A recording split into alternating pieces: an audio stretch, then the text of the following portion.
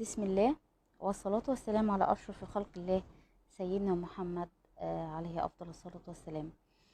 النهاردة هنتكلم عن حاجة لسعة الرزق بإذن الله تعالى، وهنقول ايه الطريقة اللي ممكن نعملها لسعة الرزق. طبعا بعد الصلاة وبعد الأذكار وبعد كل حاجة احنا بنعملها، احنا الطريقة دي هنعملها من ليلة الجمعة لليلة الجمعة اللي بعدها، كل يوم، بدايتها من ليلة الجمعة وهتنتهي بليلة الجمعة. كل يوم هنقرأ سورة الواقعة 5 مرات، ما عدا الليلة الأخيرة بإذن الله تعالى. هنقرأ سورة الواقعة 6 مرات، مش 5 مرات، 6. وكده هنكون كملنا 41 مرة. قلنا سورة الواقعة في خلال الأسبوع دوت، هتبقى كده قفلنا 41 مرة، قلناها 41 مرة.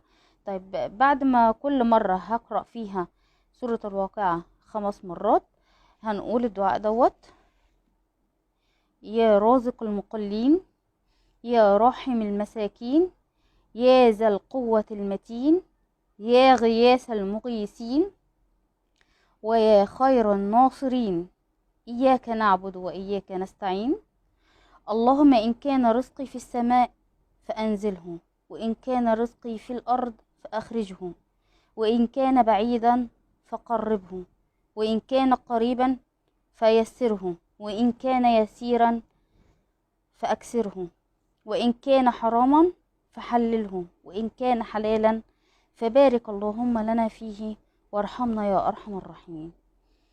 بعد ما تخلص كل يوم 5 مرات سورة الواقعة، قول الدعاء دوت، وإن شاء الله بإذنك يا رب، وعن تجربة، ومش أنا لوحدي، ناس كتيرة، إن شاء الله بإذن الله تعالى ربنا هيرزقك من حيث لا تحتسب.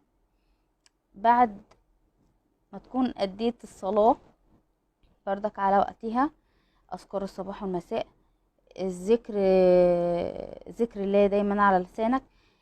يعني مش هنقول كده هباء ان انت هتيجي تعمل الطريقة دي وخلاص، لا، لازم يبقى فيه مقدمات احنا بنقدمها لربنا عشان ربنا يقدم لنا كل حاجة احنا عايزينها.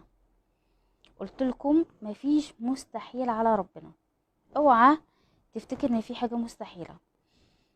طب انا مثلا عايزه اعمل ده لزوجي، زوجي في شغله مشغول، اعملي ده، بيتي النية، بيتي النية ان انت تعملي ده لزوجك، ان ربنا يرزقه من حيث لا يحتسب ويوسع رزقه.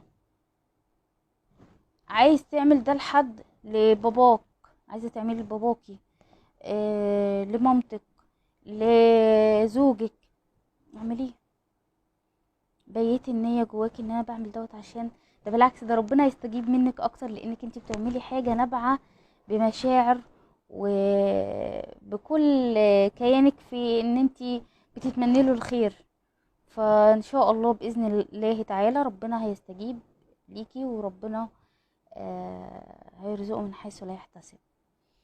السلام عليكم ورحمة الله وبركاته.